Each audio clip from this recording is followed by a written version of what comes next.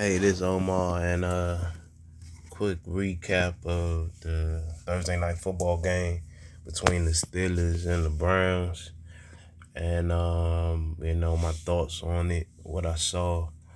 Uh, Pretty much kind of like played out, how I thought it was gonna go.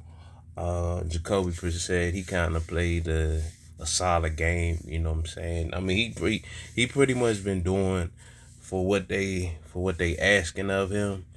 He kind of stays within himself. He had 21 completions, 31 attempts, 220 yards, and 2 touchdowns. And he had the 2 touchdowns in the first half. So it was kind of one of them games where they managed the ball, didn't really take too many gambles out there and controlled the time of possession. You know what I'm saying? Chubb came in with 23 carries, 113 yards. He had a touchdown. And in the second half, to kind of put the game away, and Kareem Hunt, he did his thing running 12 carries, 47 yards, but he was running hard for most of the night. The yards, he might not seem like he did shit, with 47 yards, but you could just see the energy that he was coming with. He was going, putting his head down, putting his shoulder down, trying to truck people.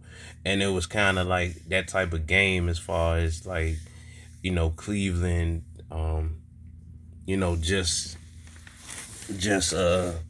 commanding the game from start to finish.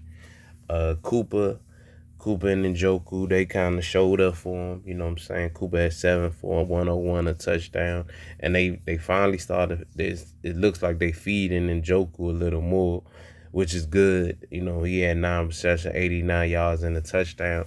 And I think, to be honest, the Jacoby's not really good with throwing outside the numbers. Kind of can be, what I'm saying, a little, what's the word I want to say? A little sporadic or whatever. But if they just keep it within the numbers, I think Joku, he can do his thing like that. That's that line is something he can easily do, most weeks. And so, hopefully the coach, um, he can remember to, if like, say, okay, yeah, this gonna be a big part of the game plan. Like, each week we can go ahead and let him work the middle, so we can throw to the receivers on the outside. And coming off the game that he had on Sunday with Jacoby Brissett, it's kind of like he's still in rhythm and stuff. And so that's good. Out of the first 3 games, they 2-1, and really they were supposed to be 3-0 if the defense didn't get lazy, and let the Jets pull off that comeback. They could easily be 3-0. So Cleveland's doing their thing. You know what I'm saying? They got what, 8 more games before Deshaun come back. And so, if they did it by section and say, all right, out of our first 4 games, if they win next week, they 3-1. And then if they go their next full and do a similar record, they gonna have a very good shot at making the playoffs. Cause I think Cincinnati's pulling back this year. I don't think Cincinnati gonna make the playoffs because of their O-line problems and whatnot. And it's gonna be hard to overcome, even though their O-line was some shit last year. But I don't think Burrow could keep getting hit like that. Eventually he gonna be out for some time. Not jinxing them or nothing, but just you can't get blasted like that. He on pace to getting sacked what 70, 80 times this year, and that's unheard of. For especially for a top tier quarterback. So you know what, and I think I don't know whether it was Shannon Sharp or somebody was saying like how he gets hit, like how Andrew Luck used to get hit a lot and whatnot. And I think that was a perfect analogy, because it definitely seemed like the first couple of years before they got the good line, like he was getting killed. But he could take it, but he was getting killed But yeah, that was Cleveland doing their thing. Now you go over the Pittsburgh side. Trubisky, 207 yards, no touchdowns, no interceptions. He had that one big gain to George Pickens when he threw that 36-yarder. And then he had another big gain to the tight end Fryermuth. I think it was like 26 or 25 yards. But aside from that, man, I mean that nickel and diamond shit is like really having their offense real stagnant, and you know is I don't know. Is the positives I'll say for the offense is okay. George Pickens, he looks like he's definitely going to be a solid number three, or possibly a number two, depending on how they work. How they decide to work between him and Claypool and whatnot. Deontay Johnson, he the stud. He had 8 receptions for 84 yards, and you could tell like it was some passes where Trubisky just threw it over his head, and he just looking like, yo man, I'm wide the fuck open, and this he giving that look like, man, I'm open, and this dude can't even fucking hit me and shit.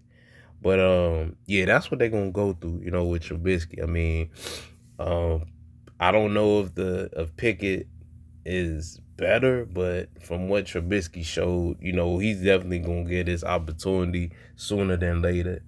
The running the game, I'm gonna stay tuned into it because Najee Harris still hasn't really made his implant yet in the offense as far as the top dude. I mean, he is right now, but he had 15 carries, 56 yards, and one touchdown. That's not even a 4 yard carry. So he kind of struggles just to get footing out there. As opposed to Jalen Warren, he seemed like he got more of a burst and shit. So he get the ball and he hit the hole, and you can see like just he got a different burst than Harris. So I mean, I would say that's a positive for their running game moving forward. Even though he only had four carries for 30 yards, it could come where he get more touches and stuff, and he get more, they gonna throw him some screen passes and shit, and just take advantage of, what I'm saying, because he definitely got, he got some skirts in him, what I'm saying, like he can get up out of there though. They gotta just give him more opportunities. So if I'm gonna say glass half full, they finally worked Fryermuth into the offense. He had 2 receptions, 41 yards, and then Jalen Warren, he looked good. You know what I'm saying, with just his, he hit the hole. If he hit the hole, he gonna go through it. So those two just getting George Pickens involved because he had 3 receptions the first 2 games. He had 3 for 37. So there's something there with their offense. So that's why I said that since Trubisky ain't really doing shit, Pickett gonna get his chances, and it's not gonna be that he gonna be a quarterback and don't really have nobody at the skill position. So he's gonna have opportunity to do something, and I think that spark might save their season, because they in these games. It's just, Trubisky ain't doing enough as far as, offensive wise to put any pressure on the opposing defense. So, I don't know who they playing next, but we'll see on the next one, the next game that they go out, whether he get benched or whether the leash is getting shorter and shorter, but yeah, it was a solid win for the Browns, you know what I'm saying? Definitely give them props because, they could have had a hangover from the Sunday loss, but they came out there and did their thing, only allowed 3 points in the second half. So it was a solid game from both the offense and the defense. All right, that's just my thoughts on it. Thanks for listening.